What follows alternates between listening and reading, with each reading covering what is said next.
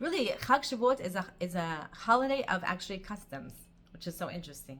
You know, what mitzvah do we really have? I mean, it's Yom Tov, but we don't have a mitzvah to eat matzah. You know, and Shavuot, you don't have a mitzvah deraita to eat halavi. It's a minhag. I mean, I'm not negating it, but we don't have a mitzvah to sit in a sukkah. You know what I'm saying? We don't have there's a minhag to learn on that line, right? But we have lots of customs, and yet it's just kind of an ordinary day. And the customs, these little extras, actually are what make it special. So I wanted to go inside Megillat Ruth. I just want to look at it first of all. Let's just go over the story real quick. It's not such a long story. And the first thing that we have to understand, it was during the time when there was a Av Ba'aretz. There was a famine, okay? So we're not talking about a story beginning in good times here, right? We're not talking about Purim or Chashvarosh, she was the wealthiest person, and look at all this wealth, or, you know, or giving us a story of any kind of, there's a famine right off. We start off with there's a famine in Eretz Yisrael. And what's the introduction to the person in this famine? It says there's an ish, vayilech ish mebet lechem Yehuda. We know that there's a man and he leaves. And where does he go? He leaves Eretz Yisrael and he goes to the land of Moab, right? We find out his name is Elimelech, which I'm like looking at this name. I'm like, Elimelech, Hashem is my king. What happened to Elimelech, right? And Naomi, you're so pleasant and you're so beautiful. And you guys are so wealthy. And what does the Malbim come tell us? He tells us they left, they pick up, they can't stand. People are knocking the door. They're hungry. They're asking for tzedakah, tzedakah, tzedakah. You know, and they're like, wait a minute, there's all these schnorrers around here. I got to get out of here. Like, I can't. I pick up. It says it's brought down. He was the only wealthy person who did this. Everybody else stayed. He's the only wealthy person to get up, take his two sons, and go outside of Eretz Yisrael, abandoning everybody. And I'm thinking, and this shir is actually, it's dedicated to a couple things and people. First of all, I want to dedicate this shir, you're going to see why, to my bubby. It's not her yahrzeit, but she's the inspiration behind this shir from a bat Sherna. And also today's my mother's 81st birthday, which is, so I'm dedicated to my mommy. She should be healthy and live long life. Orach Yamim, Bezat Hashem, Cherna Bat Fruma. And I'm dedicating this actually to all the women who are going through something where they feel like they're putting in so much effort and they're not getting the results that they anticipated in their life. So I'm not talking about the Rachel and Rabbi Akiva stories where you say and you have such clarity and you're investing and it's like, wait a minute, Rachel, wait, you're gonna get Rabbi Akiva. I'm talking about Naomi, the woman who married Elimelech. He was a very chashuv man. He was an ish gadol. Roshem, head. She has two sons, and they're abandoning their tafkid in Eretz Yisrael, and she's going with him. And it says ish, and it's brought down in Mifrashim. She went with him, okay, like meaning this is my husband, and I will stand by my husband. Basically, is what happened, right? Is this the best decision to make? Maybe. Is this the easiest decision? Is this going to make us godless? Where I'm sending you off to go learn Torah? It's very, very. I'm sending you off to learn Torah. Like, I'm getting schar for this. No, what's her schar? I'm picking up and I'm leaving and I'm going with you because I'm in this with you.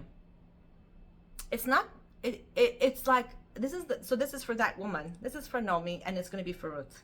Okay? And my bubby. So what happens? They pick up and they leave. And then the two sons marry the two non-Jewish princesses. You know what I'm saying? Like, they move to the land where the very land where it's told to us that they don't even offer us water, which is very matim, midah keneged midah. I'm going to the land and the people that don't even offer me water when I'm in Eretz Yisrael. We're on our way to Eretz Yisrael. We're in the desert, and Am Yisrael says, please give us water and give us bread. And Moab, Midian say, no. We have enough money to pay Bilam, right, to curse you, but we don't have enough money to do chesed with you. That's the place where Elimelech chooses to go, right?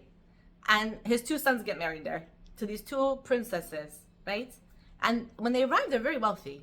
And then what happens? It tells us that the Elimelech dies, his two sons die, they die, there's no children, and we're left with these two kalot, these two daughter-in-laws, and Naomi. And it says, Naomi tells them, you did such chesed with me. You know, they did chesed with the Met. Why? Because they actually paid for the burial of their husbands. Meaning it could be that in the custom of the time, you just burn the bodies. And they actually they were left with nothing because they used all their money to actually bury the dead. So number one, they do chesed with the Met. Wow. Then they say to Nomi, we love you, right?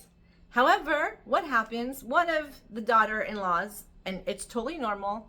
It's a completely and normal thing to do. What does she do? She says, I can't. Okay, I mean, it wasn't so much to convince you. Nomi's like, I don't have a kid for you. I don't have money for you. Go back to your parents. It makes sense.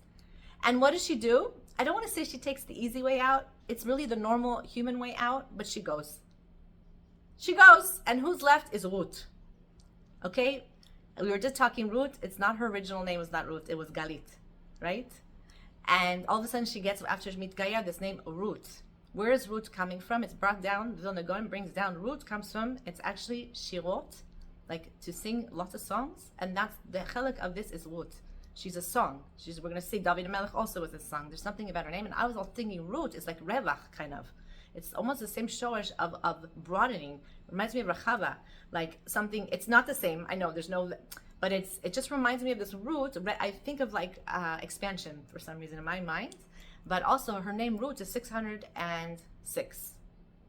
Okay, Gematria 606. She already had 7 mitzvot before she was mitgayeret, right? The mitzvot that every world, the whole world Noach. And then she added upon herself 606. She gets to 613. So this is also Ruth Gematria 606. Ruth says to her mother-in-law, I'm paraphrasing here. I'm looking inside, but I'm paraphrasing. Nomi, I'm with you to the end. Where you go, I go.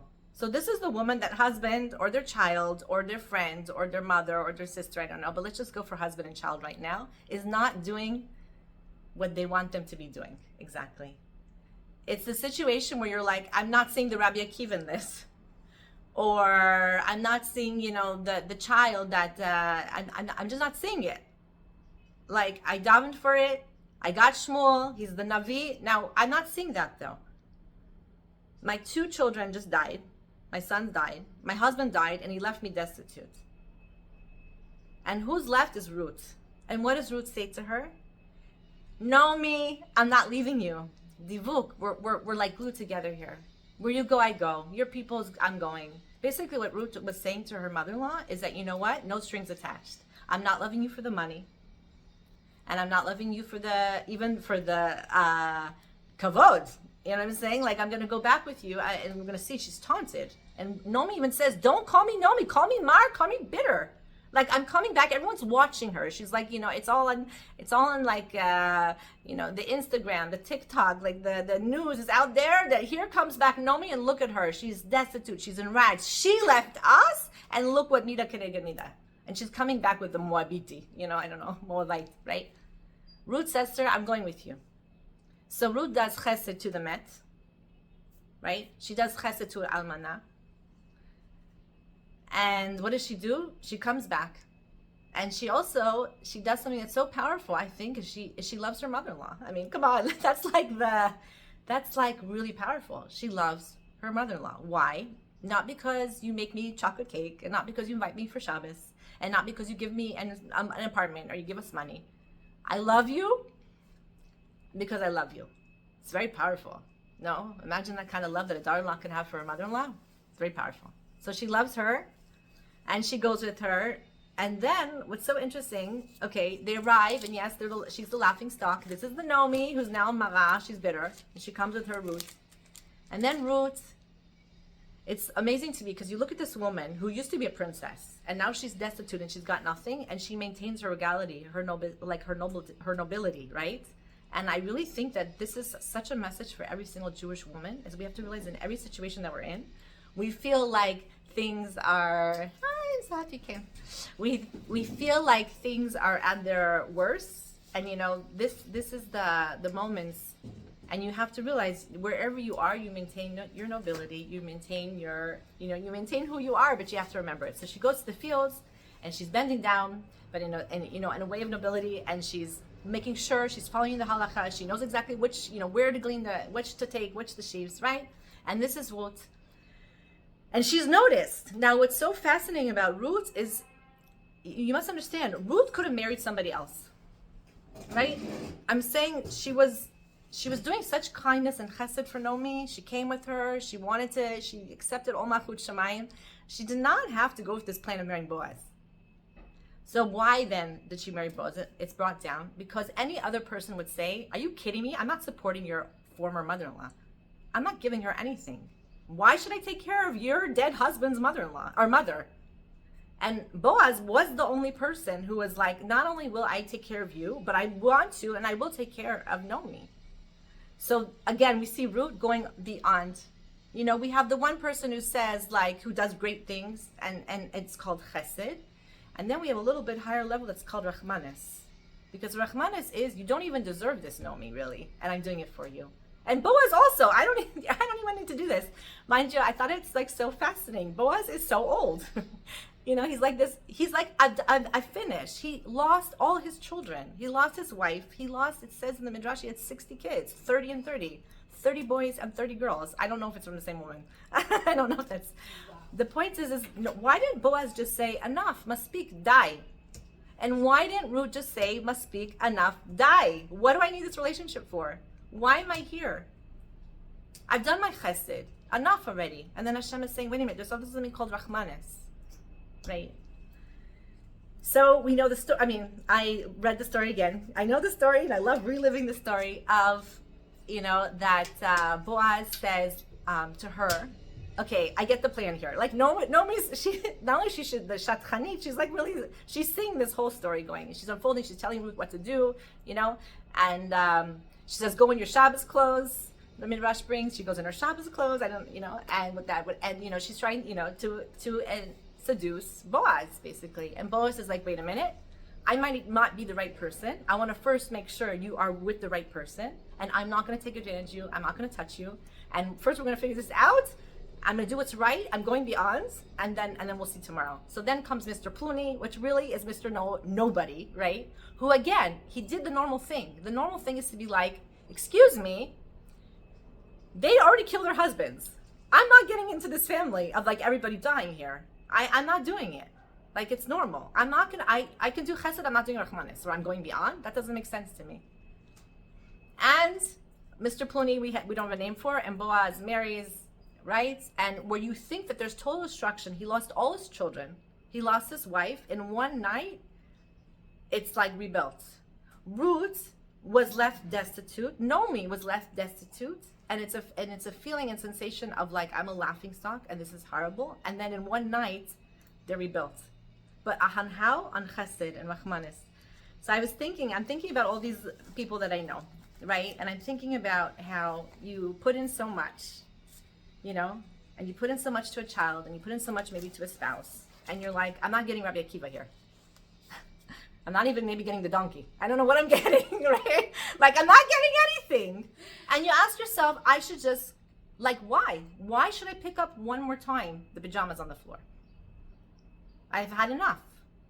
I've really had enough. I've done chesed. This is beyond. Enough already. So I'm going to tell a story. Pause. And, okay, you know how you grow up with these stories of your, like, maybe, I mean, you grow up with stories and you're like, and then later on you realize as you become an adult, maybe they weren't true. Like, you know, I don't know.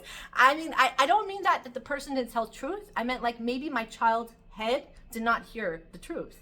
My children also tell me that like, you know, like I have Sammy the Kabai in my house sometimes. Like I have a fireman in my house. So if that's the story that they're living with when they're a child, they might grow up to think, you know, something totally different than the reality that there was. It's very powerful. When you think about it, we really don't know what is emes and not, based on our memories.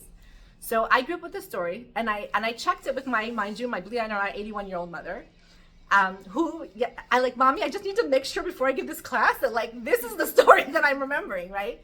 And as I know it, I mean, I don't even remember it. It's more it was told to me, and she, according to her, it's true. Now, if I would ask my Aunt Chana, my Tante Chana, who should live and be well, maybe she would have a different interpretation, but this is the story, so I can give it over because at least I have one Ed telling me this is the emes. It's my bubby. Okay, here's the story of a woman whose father passed away. And my bubby was the oldest of all the children. So that meant bubby went out to work. She didn't finish school. Okay, she was a poet. She was a very beautiful and intelligent woman. And she didn't, I don't even know if what she did. I don't know if it was I don't know what I'm a little bit confused when this happened. She went out to work. Why? So that she could support her mother and her younger siblings. That meant that everybody else got to go to school. The one below her got married. She helped pay for that before her. And Bobby, okay, in like 1939-ish, was 29 years old. So she's an old maid. I'm supporting everybody. It's like beyond chesed now. This is Rahmanis. I helped marry off a younger sibling. Bobby got engaged. War breaks out. I don't know what happened to that fiance. I mean, I'm saying, like, I don't know his end. It was that he's not here but I don't know exactly what happened in that whole situation. There's so much unknown of the story. So lots of, okay, Bobby's mother was murdered. Well, one of Bobby's sisters was murdered. She's left with one sister, the married one, who's the brother-in-law was murdered, and a child, and then a younger brother, the baby of the family. So here's my Bobby, okay? And what does my Bobby do? Again, the story's a lot of things. Somehow, at one point, you know, there's ghettos, there's concentration camps, there's all kinds of things going on. I don't know exactly how they did this, but Bobby escaped into the forest, okay? She carried her brother, whose feet were frostbitten. He couldn't walk. She was 4'10". At her highest stature, my Bobby was 4'10". This woman who's like in her 30s already now, I'm saying, with this life of working so hard already and only being in her 30s, and an old maid, and maybe a laughing stock, maybe, like if you think about it in that situation, like, oh, you nebach. Like, you have to work for everybody, and you could feel so sorry for yourself, and you could just leave this. Why are you taking care of anybody? She picks up her brother, and she carries him. Somehow they escape into the forest, and his sister. Anyways, at the end of the war, somehow she meets my Zaidi. Okay, she's already 35 years old, you guys. She meets my Zaidi, who's 50, whose first wife was murdered and lost everything. Yeah. They somehow have my mother, which is a miracle, in 1945, right? So that means my Bubby had her first child in her, like, 35.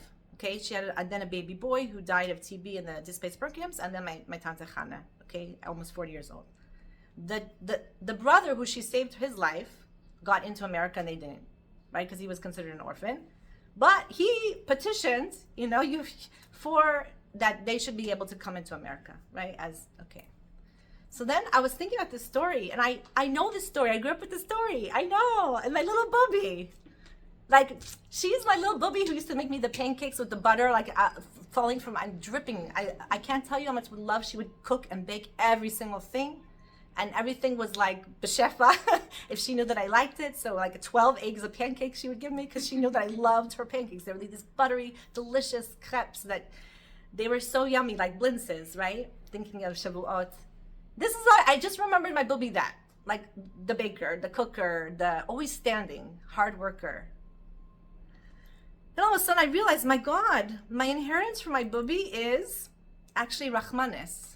Is that you don't just do chesed. You want to have godless in life, you have to do Rachmanis. Which means what? You go beyond. Because you know what? Torah is not just, it's like the life of Torah. I'm like looking at Ruth. She didn't just do chesed. She went beyond. She took care of her mother-in-law. Who does that? You know what I'm saying? Like, everything about her was, Hashem, I'm with you, and even if I'm not getting that right every Akiva, I'm still with you. Sweetie pie, we're in this together, which is not easy. It's really not easy, day and night, and you're seeing somebody, and you're like, I can't. Because they're not doing what I wanted them to be doing, even if what I want them to be doing is something good. And you're saying to yourself, no, but I'm in this. Shavuot, Lashon Shavuah, it's an oath. We get into this wedding with a Kadosh Baruch Hu, and we say, Hashem, I'm with it. You're with it with me, I'm with it with you. That means even if you're not giving me what I'm davening for, and I'm asking for it, I don't understand why it's not happening, does that mean that all of a sudden I walk out on this marriage that we have together? And if I'm not doing what you want me to be doing, guess what? Hashem says, I'm not walking out on you. It's something that's Pele. HaKadosh Baruch Hu never leaves us. No matter what goes on, you read the stories all the time, all of Sefer Shoftim. Why Dafka does it tell us Megillat rules in the Sefer Shoftim? I'm thinking to myself, the whole Shofting period was one of, okay, we messed up again. Okay, Hashem sending us to say, oh, we messed up again. And Hashem saying, oh, we messed up it again. Hashem's like, I keep giving you second chances. Why? There's only one reason. It's called ahava. It's called I love you. And this is something Shavuot we have to really, really tap into, is we have to tap into love. And what do? You have to have rachmanis on yourself. So you say to your body, I love you. Why? Even if you're not doing what I want you to be doing, or you don't look the way I want you to be doing, I have rachmanis, I'm taking care of you, I love you. You have rachmanis on your situation of where you am. Even though I'm in a situation that I don't really like it, right? I'm going to somehow, how do I find love of it? Do I pretend it didn't? Yesterday, it's a cute story. My son, okay, he's learning in Mir, and someone took his jacket, his khalifa, his coat. I mean, like, there's probably like 3,000 coats. So it's not like, it wasn't like, but the problem was there was no, they took it, and my son won't daven without his jacket. So also he has a special chavruta, like at nighttime, that then they go and they do, I don't know, the Sfirat Omer. So he doesn't daven. He didn't get his mariv. He didn't get his Sfirat Omer with the friend.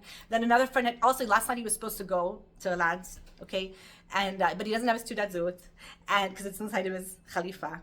And his Ravkav, like his, I don't know how to say these things anymore, but there's like his bus card, right? And so it was so funny. And then so he called my husband. He's like, "Can you come pick me up?" Like, and he started walking back, but he's like, "Can you pick me up?" Like, and he was last night. And then another friend called me. "You want to go to Shimon Tzadik?" And he was like, "No," because he had all these plans, and then everything got ruined, right? Why? Because someone took his jacket. Now so he comes home.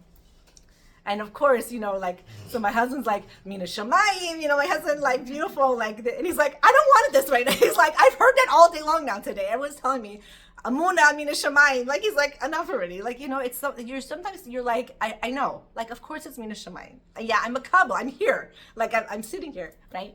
It was just a funny thing to me that you're looking at a person, you're realizing each person is going to be in the place where they can be and can hear what they can hear. Right? It's not that this can come from outside of you. Does someone tell you, do rachmanis, have do more than chesed with your child and with your husband or with your mother, with this person. This is something that we have to cultivate inside of us, but we have to realize the godless of it.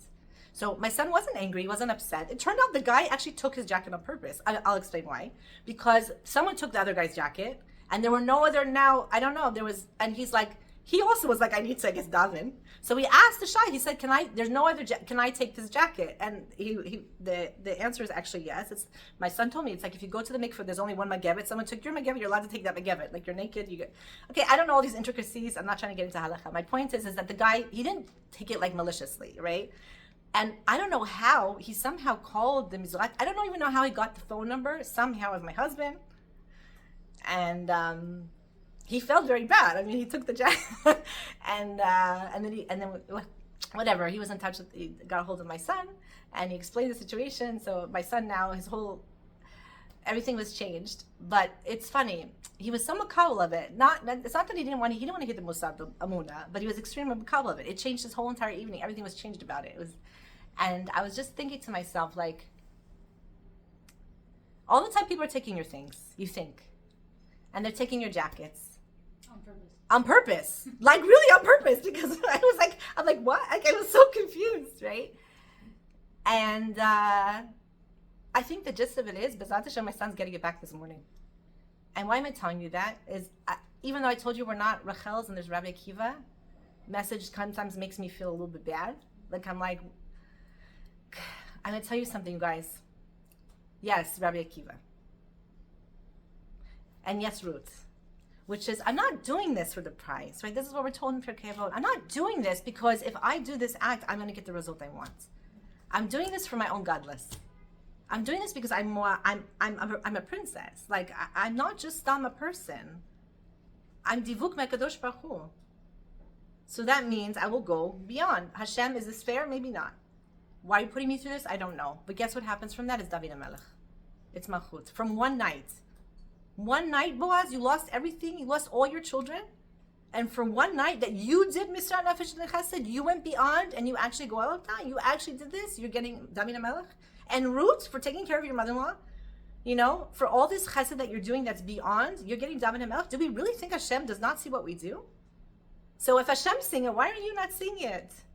You have to pump yourself up, So I was really thinking about this. And this week's Parsha, for us anyways, right? In Eretz Israel, Parshat Nasso, we have Birkat Kohanim. And Birkat Kohanim, I actually really do whatever I can to hear Birkat Kohanim on Shabbos. I like, and Hashem does such miracles for me. I'll walk into, and it doesn't matter, this is the flying, and the yogurts are flying in whatever's happening in the house, and then I'm like, okay, it's time to go to the park, I'll catch it, and I walk in the shul, and Hashem does such chesed with me. I'll walk the moment, and they're starting to see the Birkat Kohanim. It's happened to me not just one time, it happens to me all the time. I so tap into this bracha, and I'm like, why, Elana? So there's a whole concept that's brought down in Tivat Shalom. He brings it down. It's a concept. I want to explain what Birkat Kohanim is about. I want to explain also this concept of Ruth and what's it about to be the person who's the Mashiach, right? And Shavuot, and how I really feel as Jewish women also in our everyday, Shavuot is every day. It's a yontiv. I'm not saying it's not a yontiv, but it's like also, it's one of these weird, for me it's a weird holiday. What am I supposed to be doing? Stay up all night, say Tehillim, or should I go to sleep because I have to be with everybody cranky tomorrow morning? I don't know. It's one of, there's a couple of holidays where I'm just confused what my place is, at my stage in life. Okay, when I was single and I could, and I learning all night long and walk to the kotel and like euphoric and sleeping the next day all day long because I have nothing else to do. But that's not my stage in life right now, right? And it's not my tafkid also. So I'm a little bit, sometimes I'm always like with these holidays, I'm like, what am I supposed to be doing? And if I could say one word, you're supposed to just be loving, actually. It's like a chag to tap into love. So how do we do this? Birkat Kohanim. He brings down that there's in life, in everything, Hashem created the world, there should be a mashpia and makabel. There's someone that influences, that gives, and someone who receives, a force. Shamayim mashpia, okay, Geshem comes down, and the aretz is makabel, okay, it receives. The Shemesh Mashpia, the sun is the one that gives the light, and the moon is the one that makabel. Hakadosh Baruch Hu Mashpia, Am Yisrael is makabel. Now it's this always, it's not a give and take, it's a give and receive. There's a very big difference between taking and receiving, right? So Hakadosh Baruch Hu Mashpia, Am Yisrael, so that we receive from him to be able to receive and to Mashpia other. The moon is supposed to take from the sun's light so then it can illuminate the nighttime. Meaning also the aletz takes the geshem so that it can produce fruits, right? It's all about a cycle, not for me just to take, but I need to be makabel to receive in order to then also give. So a husband and a wife. The husband's supposed to mishpia, so the wife can be makabel to mishpia her children and also her husband. It's interesting, right? And we're always blamed for not being enough of a mishpia. Blame the woman for everything. It's like really, whoa. You either blame her or you praise her for everything. It's so extreme, like we're the praise of everything, we're the blame. Sometimes I'm like, can I just be normal? Don't blame me, don't praise me, just leave me alone. No, but okay, here we go. Malchutz. So this is the women's holiday. Why? Not just because of the cheesecake and chalav, but let's really get into what this concept mishpia, makabel is. The Birkat Kohanim prerequisite is ahava. It's the only, you say, Asher Kirishanu b'mitzotav v'tzivanu al something. This one, they're actually, you're commanding us to love before we can give bracha. And a person's always thinking, why don't I have enough bracha in my home? Why don't I have enough bracha in my life? Right? Where's my kli to mechazik the bracha? Well, it's shalom. What's shalom? HaKadosh Baruch Hu. How do I get to shalom? The only way to get to that last bracha is with love. You have to start off with love. How do I love somebody that I'm not respecting or being annoyed with? You have to work on it. And I think you have to work on the 3 areas of Birkat Kohanim, which I'm gonna bring in like this. Birkat Kohanim addresses 3 things. First of all, you have Hashem, Yivoecha Hashem. Know that all the bracha in itself is Hashem and it comes from Hashem. That's number 1. All the bracha in my life comes from me attaching myself to HaKadosh Baruch Hu. And all the bracha that I have will come from Hashem, if that makes sense, right? So the first bracha is attributed usually to Gashmias. It's to my mon. It's the physicality in the world, right? So what do I have to do? With my body, okay, we have our guf, our neshama, and our ruach. I didn't say that order right, but it's neshama, ruach, and the nefesh, okay? Yes, the actual soul is divided into 5 parts. The 2 ones we're just going to put up there for now. The ones that we actually are dealing with daily is our neshama, which is in our mind. It's our thoughts. Our ruach is in our dibur. It's in our speech.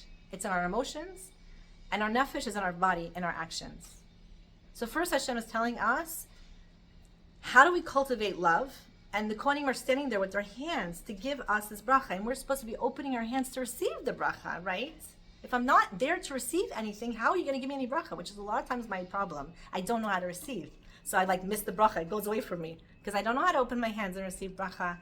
I'm too busy trying to, I don't know. I'm too busy trying to do other things that I don't stop and receive the bracha from Hashem. The first thing I have to do is close my eyes and I have to feel love.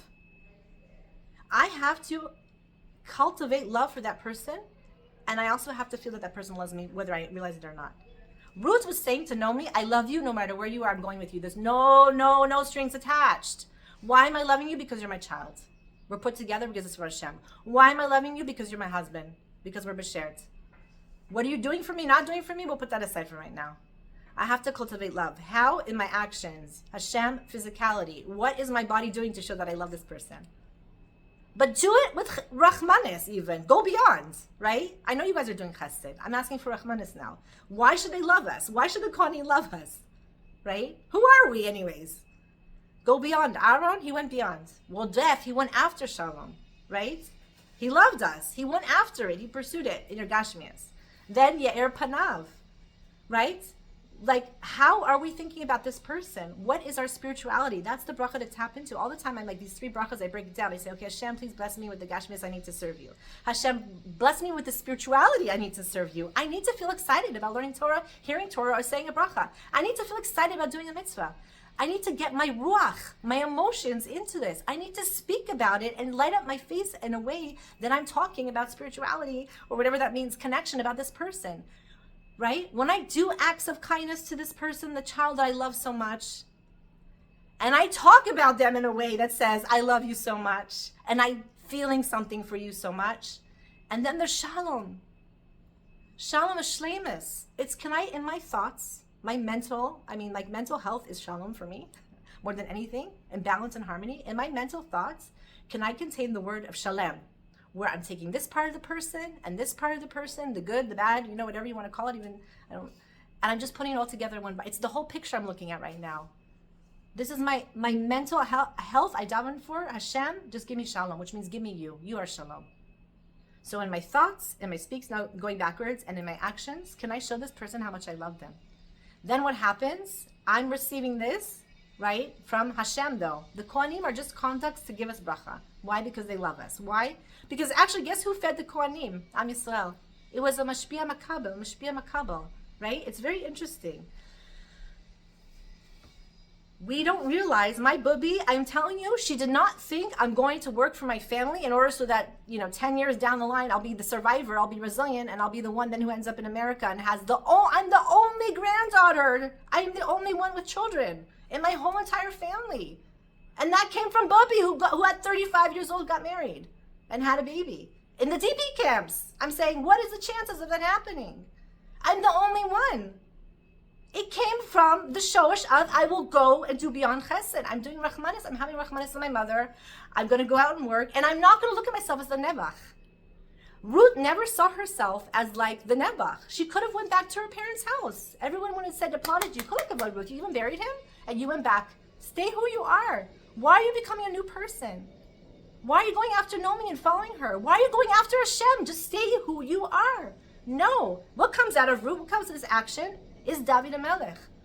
And I'm telling you, David HaMelech did not have an easy life, right? It's not that he had this easy life. So it's not easy. That's, I always I think we equate good with easy a lot of times. I'm not giving you a guarantee that this is going to come out. It's not going to be easy. Also, we don't realize that Rachel, she worked a lot of years for Rabbi Akiva. It wasn't just in one split second. All of a sudden she woke up it wasn't that she just woke up and there was Rabbi Akiva. It was patience. It was, I love you no matter what. I'm patient here. I can stay, I can wait, and I can be patient. I will walk with you no matter where you go, even if that means Naomi is going to Moab, which is crazy. It's crazy if you think about it. But she stood by her husband. Yeah, I say that, use that to your discretion and with caution, but you understand the message, I hope, right? So we have this beautiful parsha right after Shavuot, where Hashem is telling us the key to receiving the Torah is love. The key to getting the bracha of the Torah is love. The keli, right, to receive Torah is gimilut chasidim. It's chesed. It's going beyond. It's having rachmanis. It's loving, even when you feel like I can't love this. How do I love this? I take this part of it. I take this part of it. I make it a whole. I do some physical act that will bring me and cultivate with me love, right? I'm like, my motto is fake it until you make it. It really is. Fake it until you make it. You smile when you don't feel like it. You say a sweet word, even if it's not necessarily what wants to come from your mouth. You try to change your thoughts.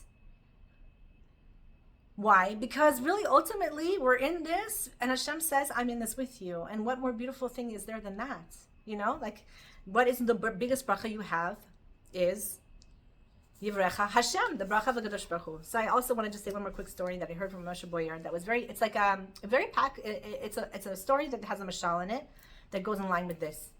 Is that there was a man, and Rabbi Boyer brings out that when he was in Kollel, there was a man who used to come, an older man, always like whatever, drink the coffee, the biscuit, I'm not sure. He wasn't like learning, he was just sort of schmoozing with them all the time. So he was like their friend. He also happened to be the one that went to all the Beit HaKnesset and asked for tzedakah. Okay? One day, there was a bris happening like in the little hall over there, and the man was invited because it was part of the keilah of these abrachim. However, the person who's in charge of the part of the bris thinks he's just coming to be a schnorrer and ask for tzedakah. Okay, so what does the guy do? The guy's sitting there. He's about to netilat yudam. He wants to have a suda, and the manager of the place, who thinks that he's just like, you know, this guy coming to ruin this person's party, literally picks him up, drags him outside, humiliates him in front of everybody, and says, get out of here. The man is about to have a heart attack. He's so angry. He's literally wants to have a heart attack. It happens to be at that moment, he sees Rabbi Boyer. And Rabbi Boyer says, wait a minute, what happened? He's angry, he's fuming. He's like, I'm going to kill him, right? So he tells him this story. He says, do you know in the creation of the world, it says we know there were two elementary bodies, right? There's the sun and there's the moon. The moon insults the sun and says, what? There's going to be two kings? Like, the way the sun could perceive it was, you are insulting. You don't want to be doing this with me? How dare you? Like, that's so not nice of you. You're basically insulting me. You want to be the king or the queen, right? Hashem, what does he do? He makes the sun, the moon stays the large one, and the sun stays large, and the moon, ikaten, becomes small.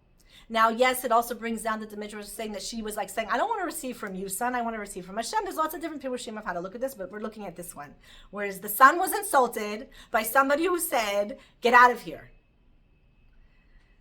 Hashem, he's like coming, and the son's like, I'm not going to rise. I'm not giving my light to the moon. How dare she? She's not giving me anything. She's insulting me. I refuse to do it. I'm not cleaning up the mess one more time. That's it. I'm out of here, right? Whatever it is, whatever mess there is, really whatever mess there is, and I'm not saying that lightly, right? The moon is saying, I'm out of here. I'm tired of being the mashpia on this person. I'm not going to. I refuse to give anymore. How many times have I thought that myself? I'm walking. I don't want to do this anymore. I'm tired of giving. So then what happens? Hashem says, but wait a minute, moon. Listen, son, you know what this moon? I know she's receiving from you, and you don't have to give her, but I want you to know something, two things. Number one, I want you to realize you're not just doing it for her, you're doing it for everybody around you, right? Because in the moon, when she goes out, she's illuminating the whole entire world also. But more than that, I want you to know that every single day, sun, you're going to rise. And also the sun was like, I also don't want to see everyone's avirot here. I don't want there to be lies. Like, I don't want to see all the bad stuff that's going in the world. And Hashem says, but do you realize on your merit that you rise every single day, the person who's been insulted, the person who's working so hard and not seeing the results, the person who feels like they're putting in so much and not getting anything out of it, the person who, I don't know, there's so many ways that people get hurt and insulted by everyone around them. You know, like, we don't think, we just do.